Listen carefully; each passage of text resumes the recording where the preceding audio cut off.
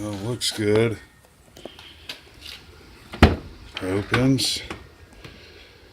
Everything, windows worked. I checked those. Lock works. Light works. Mirrors work. One thing I have not checked is the key.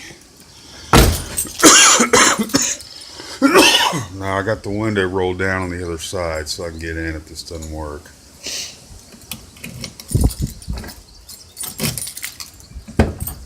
Oh yeah. Let's see if it'll lock by the key. Yep, no entry there.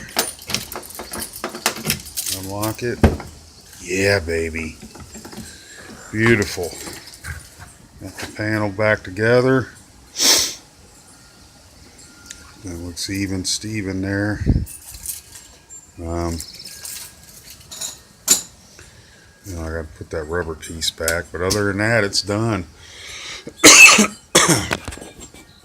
was real clean, surprisingly, inside the door. I thought there'd be dust and all that on that plastic, but it was real clean. So my other door handle will probably get here about 3:30, 4 o'clock this afternoon. And I'll get that in this weekend and I'll be ready to go. Thanks for watching.